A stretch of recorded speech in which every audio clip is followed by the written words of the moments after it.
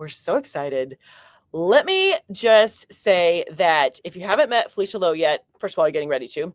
Secondly, she has a fantastic yarn company, YouTube channels, multiple YouTube channels.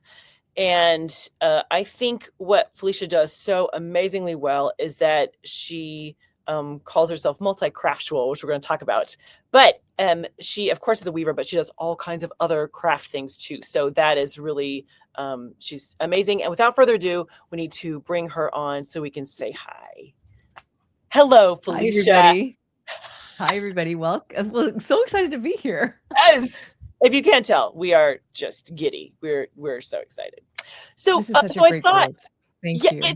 they're so fun. It's here's what we love about Live at the Loom is that we've done it for almost 6 years now. So we have people from Oh, all over the wow. world that show up every Thursday, which is just it's really special. It's like coming on and hanging out with your friends. And now you're part of that. So come on anytime and hang out with us whenever you want, Felicia. You're an Thank official member now. We're not letting you out of the group. That's you. for anyone who isn't familiar with you and your story, why don't we start with kind of the like a little personal intro, like how did you get into weaving and crafting and all the cool things? Oh, okay. So I started knitting probably when I was about grade 4. I taught myself how to knit out of one of Ooh. those like how-to black and white pamphlets that you get. Mhm. And I've just always been interested in yarn and fiber.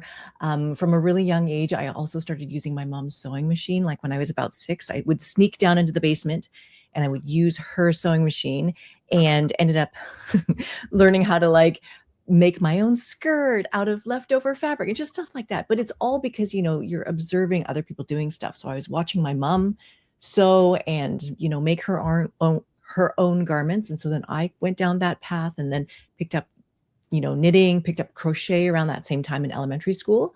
And then I knit all through high school. When I got to university, I was more focused on sewing.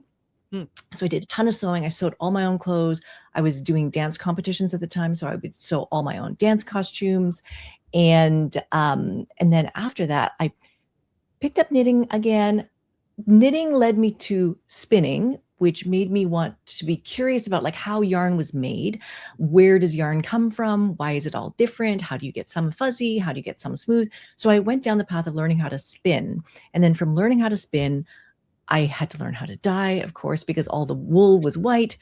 And then it was only at that point when I had like spun all this yarn, I dyed all this yarn, I was like in a mountain of yarn at my house. And I was taking spinning classes locally at this place called Place des Arts. Maybe Sharon knows Sharon that might as well. know, But yeah. yeah, Sharon might know. But at Place des Arts, I was taking spinning lessons. And my spinning instructor, Irene, she's wonderful. She was just so gentle with the way that she would teach and encourage. And she just like kind of one day tapped me on the shoulder, and I got tapped on the shoulder, and she was like, "You need to learn how to weave." And it was just like this really subtle suggestion, but I was like, "Oh yeah, okay." And then because this place provided everything, they had the looms, they had yarn, they had all the tools, everything was there. I was so lucky that I got to start right from the very beginning with a multi-shaft loom. I got to sit at like a counterbalance floor loom and to weave some of my first projects. So my whole entry into the world of weaving was really solid. I think I feel like I got to try a lot of things. I got to experience a lot. I got to sit at a floor loom pretty much right away, and that feeling feels so good. I'm sure everybody here knows, like, that feeling is so good that yeah, I was absolutely hooked. But like you were saying about being multi-craftual, it comes from like trying all the different things and learning all the different things until you get to the one thing, and then that's the thing. That's the thing. Yeah, exactly. I love that. And I have found that in so many cases, people don't go from zero to weaving. They go from zero to some other craft. There's some kind of gateway craft that leads them into weaving. And I'm not sure exactly why that is, but that seems to be true. I don't know if weaving just seems bigger or more complicated. You build up your confidence with other crafts to get there. But But yeah, I love that story though, that you just over your, how many decades kind of led up to that, which is amazing. Yeah. So then how did you start Sweet Georgia? Because that's, there's a lot of people that will do all the crafts, but they're never going to start a business. So that's a whole different thing, Felicia. Yeah, for sure. No, I was a graphic designer. I was working as a graphic designer at the time. And I don't know if anybody has worked in any sort of creative job where you're working for others and helping others. And so I found that I was always doing creative things for other people, and I was never doing creative things for myself. And so it was during that time that I was also like knitting a lot, and I was looking online and seeing a lot of other people writing about their knitting and making these little websites, little blogs about their knitting. And I was like, oh, I should do that too. And so that's kind of how it started. I started blogging about what I was knitting, and then I started blogging and taking photos of what I was dyeing. And the more I wanted to experiment and the more I wanted to dye things, the more yarn I had building up in my house. And I just realized that there's never, ever going to be a time when I'm going to be able to use all of this yarn. And so I thought, it's time to send it off into the world. So I just tried, just on Etsy, just a couple of skeins here and there, just to see what would happen. Okay. And it happened. And so I started to, for a while, I was running both my graphic design business full time. And at the same time, I had this whole side hustle of the yarn that was going on like pretty much every day. I was dyeing every weekend. I was photographing yarn during the weekdays. And it just like I was running these two lives in parallel for some time. Yeah, that's a lot. So that's where the yarn came from until, then I decided, okay, we're just going to do yarn from now on. Yeah, that's fantastic. And how long ago was this then? I mean, has this been 10 years? Oh, more than 10 years. I started writing the blog in 2004. I started the yarn company in 2005. So it's almost 21 years now for the yarn company. That's amazing. Yeah. And okay, so I know you still like your yarn sales is still that's kind of the core of the business, correct? Yeah, it is a good chunk of our business. It's very much, we're doing so many things right now, Yeah. but yarn is like one part of our sort of world. Absolutely. And it feeds other things that we do as well. And so we have a lot of other projects going on alongside of that. And so one of them is like Sharon mentioned, this SOS, which is the School of Sweet Georgia. And Right. I so was going to ask about the education. Yeah. so that's like a whole other thing that I started back in 2017. So that's been going on for almost 10 years, which is crazy. Time flies. It does. But, yeah. Oh, wonderful. So the school side is basically the side where we're teaching all of these skills, from everything from knitting and spinning and weaving and dyeing, all of those things, because like many of the folks here, some of you guys were weaving, some of you guys might be knitting, some of you guys might be sewing. There's lots of different crafts that you're interested in. And so we wanted a place that would welcome people who are interested in all of the things, because you never know where you are along that spectrum of, I'm just exploring fiber right now, or maybe I'm just exploring this right now. You don't know where all of those things are going to take you, because I think people who like yarn, people who like fiber, they're people who just like tactile crafts. They love touching things, texture, color, making things. So whether that's making it into crochet or making it into punch needle or making it into whatever, like, you're going to be a little bit interested in that stuff because it feels good. So yeah, we just don't know where everybody is. And so that's why it's available for you to like, yeah. Yes. Well, I just love that description, multi-craftual. Whenever I use it, I always give you credit, but I just think that that's so apropos of so many, to your point, there's so many people then it's not, they're not typically just in one lane. And how one craft can lead into another, because, you're spinning and dyeing all the beautiful things. Okay. How do I use it? Well, you weave with it or crochet with it or whatever that looks like. Yeah. Wonderful. So tell me a little bit about what you're working on when in your kind of weaving side of things now. I know when you and I chatted offline earlier, you're like, well, the weaving is really just my thing, which I think is kind of cool, honestly, that you have kind of the business stuff is running and then you have this, like, it's like your own kind of personal project. But what kind of things are you working on there? Yeah. So a few years ago, I was gifted a loom. Like, I feel like it was like the skies opened and the universe dropped a loom in my dining room, and it was quite, I don't know, I just felt so moved, and it was like so full of gratitude. And so I made a couple of videos that were called Lo Meets Loom, and Yeah, that's me, and I got my loom. great. And not that that's like the only loom that I had, but it was just weird that like someone gave me a loom. And so By the that's way, where dining the room is where it name, lands. By the way, that's always where the looms lands. yeah, Dining room. That's always. exactly. That's the room. Yes, yes. Why would Yeah, it land in another room? No, no, no. The dining room. That's where the looms go. it's the perfect spot. It It's got is the best perfect. lighting, Who everything. uses a dining room table anyways? Yes. Yeah. Yeah.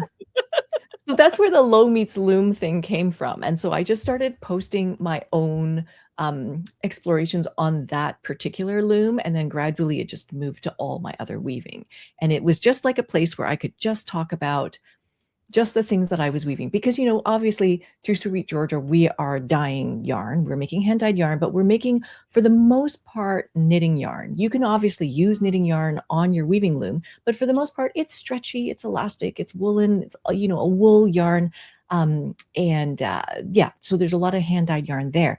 But at the same time, when you're weaving, there's a lot of other yarns that you might want to explore for weaving. And so I wanted to try some of the gist yarns that were coming out. I wanted to use some of the yarns that I could find in Europe. We were talking about like linen yarns and cotton yarns. And at Sweet Georgia, we don't dye cotton yarn. And I just wanted a chance to try all the things Right. again.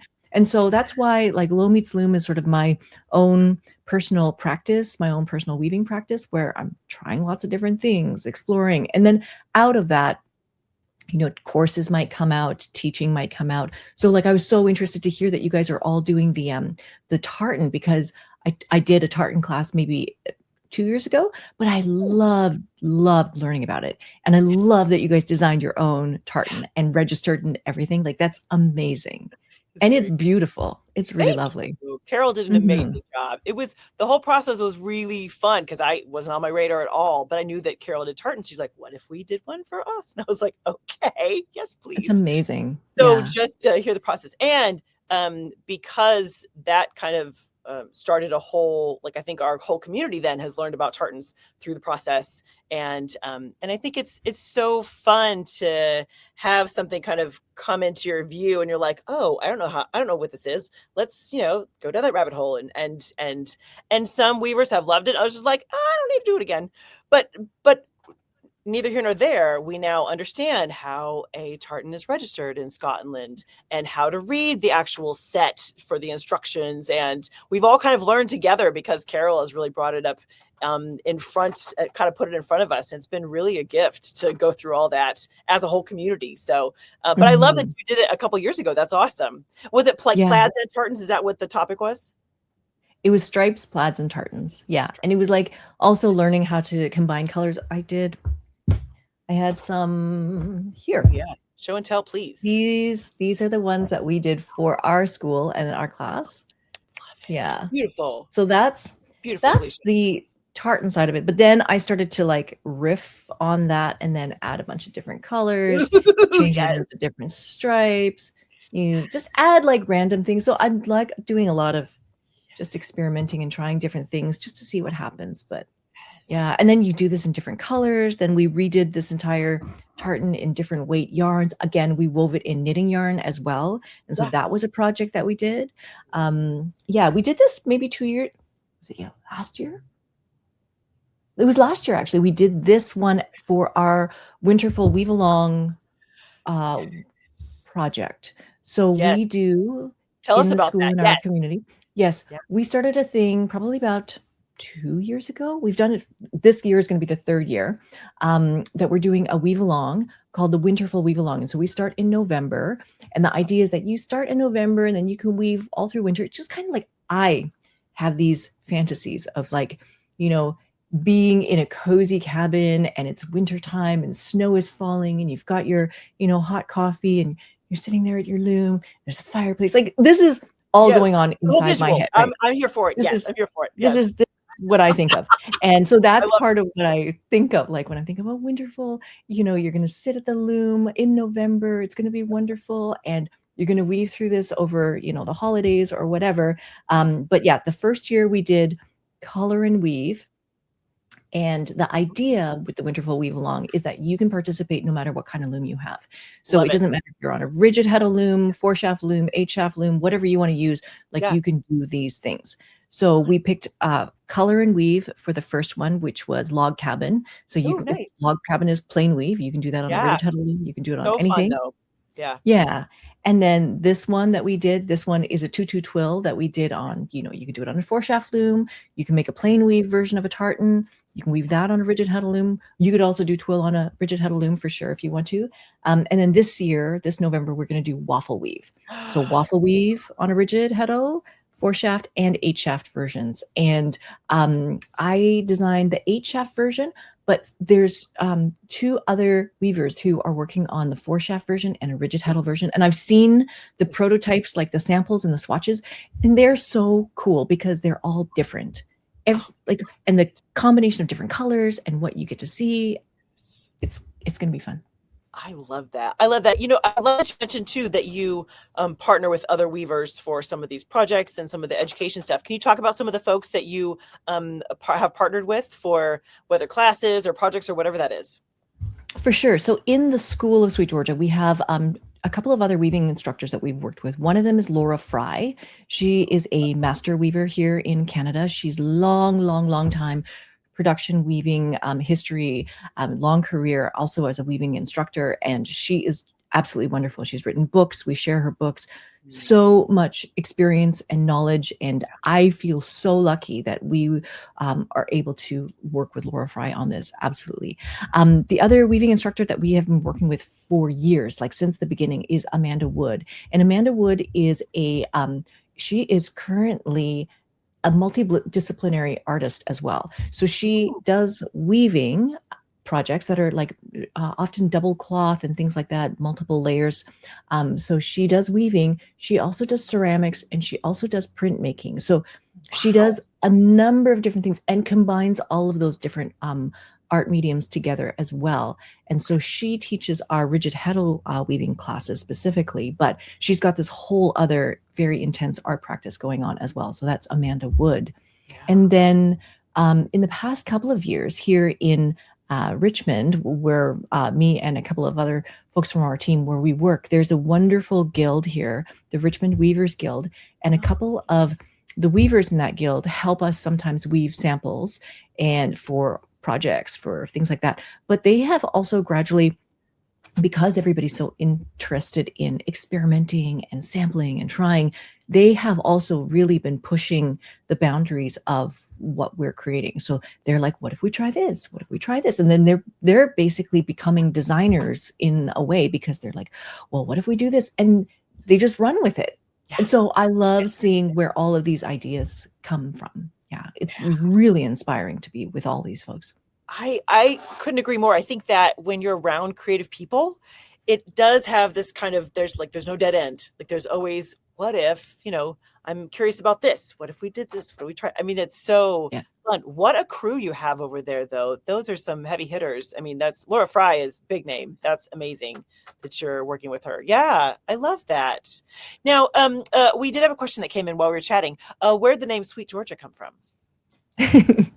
So this goes back to the very beginning. No, I don't live in Georgia. We often have people call and ask if my name is Georgia, or if we had a cat named Georgia, or if we're from Georgia.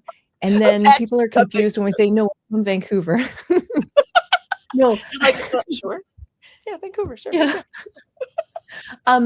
We live in Vancouver here, but Vancouver has a body of water around downtown Vancouver that's called the Georgia Strait. And there's also a street that runs right from sort of like the city into the mountains. And that is like Georgia Street. If you keep going up Georgia Street, you basically go over the bridge and then you go onto the highway, and then it'll take you to the mountains. And so it's very much like on the way to the sea to sky sort of thing. But when I first started the website to write about stuff in 2004, I had wanted to write about baking. I was going to bake bread. I wanted to open a bakery. So I gave the name Sweet Georgia because I thought that it would eventually become a baking blog and I would open a bakery. But then I only did 2 posts, I think, about bread. And then I discovered that bakers have to wake up at like 2 o'clock in the morning to make sure that all the stuff is ready. And I was like, I'm not going to do that. And so then I just kept the name, kept the website, and then just kept writing about knitting. And then it went from there. I love that. Yeah. We So it need was to have supposed a to be whole called Sweet episode Georgia. about baking then, Felicia. We need a baking Yeah. so that would be, I'm all about it. I ask my crew, I'm all about the baked goods. That would be, yes. Yes. Oh, fun. So let me ask you another question then. A lot of my audience are beginning weavers because that tends to be who that's who I'm always talking to. Don't get me wrong. We have some very, very experienced, fabulous people in the crew. However, that's part of, I'm trying to always like rope in newbies to be like, here, try weaving. You're going to love it. So what would be a piece of advice that you would give a newish weaver when it comes to, sitting down to a loom, weaving something? It could be anything. I was just curious what you might suggest for a new weaver. I think for new weavers, I think it's not necessary to overwhelm yourself from the very get-go with a lot of pressure to try a ton of weave structures. Oh, I love this. So when I started weaving, you learn to weave plain weave, and then you learn to weave twill, your tutu twill. And there were so many things that like looked very complicated. And I think I saw some samples of overshot, saw some samples of things. And I remember my weaving teacher would like say these names of weave structures, and I didn't know what they were. And it was kind of bewildering. You're like, what's that? I don't know what that is. What is that? I don't know what that is. And then it gets really a little bit stressful because you're like, do I need to know that? Or do I need to know that? And you're just like, I need to learn all the things. And then it becomes like stressful, but it doesn't have to be stressful. And so I just want to kind of remind you that you can also just do what feels good. And so I wove plain weave for probably 11, 12 years straight without doing much other stuff. I wove plain weave, solid, twill, like just simple weave structures just to get, it into your body where you're able to throw the shuttle, where it feels really comfortable, where you work on your posture, where you work on how you sit at the loom, all those skills of winding a warp, dressing your loom, doing all of that over and over and over and over again, I think is super, super helpful. And you don't have to go off into all the different weave structures. And then when you're ready, I think that overshot is a really nice next step because it combines plain weave and twill. It combines all the things that you know already, but it looks really complicated. And so, so what I hope to do like through the school and everything is just really encourage everybody to develop a really strong base. And then from there, when you feel ready, then, we can help you sort of scaffold all that knowledge up and everything like that. But enjoy the feeling of weaving because it feels good. It's a good feeling to be at the loom, beating, throwing the shuttle, all of that. Yeah. You guys have found a great thing to do. It's a great craft. I love that advice. That is so wonderful. And I, because as a weaver, I'm really a color person. I always joke that if you were like, oh no, Chris, you can only do plain weave for the rest of your life, I'll be like, oh darn, let's go. Like I really love, I think that some of those simple structures, plain weave, twill, whatever you want to play with. I think that there's just so much to explore. But to your point, I think as a new weaver, that felt like the way the education went. You're like, okay, you do twill or you do plain weave and then twill and then, summer and winter. And like you had a whole list of, it was all pattern related, which is totally fine. However, I was like, what about just spending a whole year playing with texture or, playing with, there's so many other things that you can dive into when it comes to kind of developing in your whole little weaving journey. That is great advice, Felicia. Thank you. I love that. Yeah. I mean, I actually have samples, right? Like I have. Yeah, please. We love show and tell. These are some of my absolute favorite things. And this is just a scarf and it's just plain weave, but it is one of my absolute favorite things. And it's just the way that the colors kind of blended and mixed and all that kind of stuff in this. And what it was is it was a sock blank that was hand dyed and then I undid the sock blank, made one into warp, one into weft, and when you cross them over, they make this funny kind of plaid sort of situation. All this Well, is straw going on. patch kind of thing. There's so much color stuff going on in here, but it literally is just plain weave, right? It's so And dimensional, then, Felicia. I love that. yeah. Very And then dimensional. other things, because we dye. I mean, this is one of the things that I love to do the most. So this is all hand dyed cotton. But it's plain weave. It's 100% plain weave, right? And then the more recent things that I actually developed for the school were along this same idea. So it was about learning how to hand paint your own warps before putting them on the loom. But we put them on the loom and then we wove them with like basic twills. So these were just super simple twills, but they're hand dyed little warp chains, cotton warp chains. But Beautiful. you can't really see up close. I don't know. Can you see up close, Tim? Oh yeah, it is. Yeah, we can. Yeah, nice. It's a Dornick twill, right? Yeah. It's just So pretty. yeah. So it doesn't have to be complicated because there's so many other ways to explore and play with the color, how the colors blend together, texture. And sometimes, yeah, I think a lot of the books, they're written because they have to show you all the different possibilities that you All could do. things. Like, Yes. look at all the different weave structures you can do. Look at all the patterns you can do. Doesn't mean you have to do them all, right? Yeah. And you can if you want, of course. Like, play, try. Yeah. Well, but I think I love this conversation. So we could have a whole episode just about this.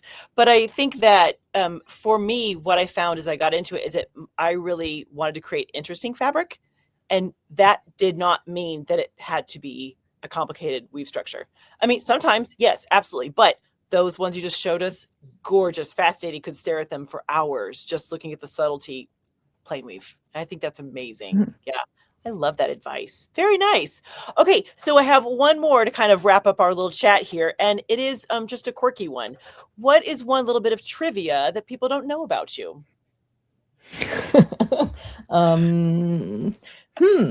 It can be anything. It can be anything.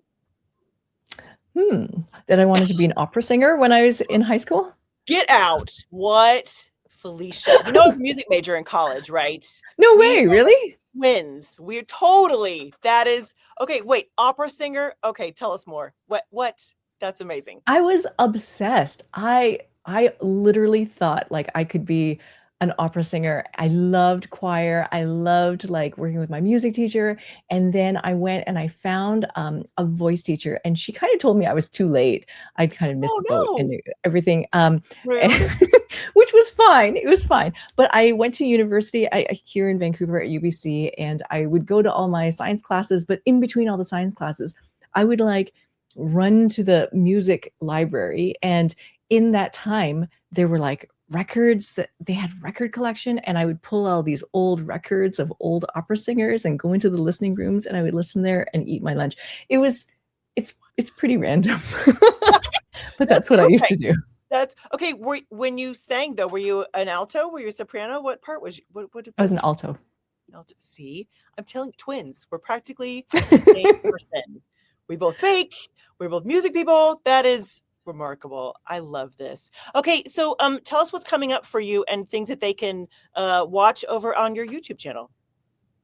So my YouTube channel right now doesn't have a ton of stuff on it new right now. Okay, And that is because this year has been it's actually been a big year for us because we have been moving the platform of our online school, the School of Sweet Georgia, the one that we started in 2017. We're moving it from our old website to a new platform that is going to be super easy to use and like participate in everything. And it also comes with its own custom mobile app. So now if you like are part of our community, you can go to the App Store on the Apple Store or the Google Play Store. And then there's an app specifically for our own community.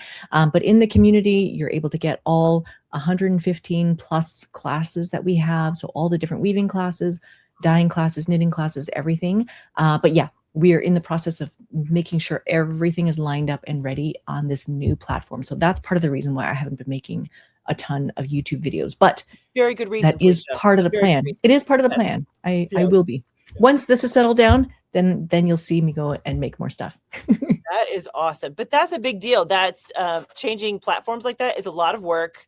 and a lot of, you know, it's one of those when you change something, something else breaks. So that takes well, not.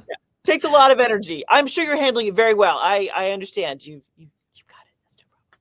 Yeah, we have a But just to fantastic clarify team too, helping. then you have 2 YouTube channels, correct? Do you want to explain that to our Yeah. crowd here? Yes. So for forever, we've had a YouTube channel called Sweet Georgia. And so Yeah. Sweet Georgia has all of the different crafts. So we talk about knitting, and we talk about sometimes crochet, and sometimes we talk about spinning, and sometimes a little bit of weaving.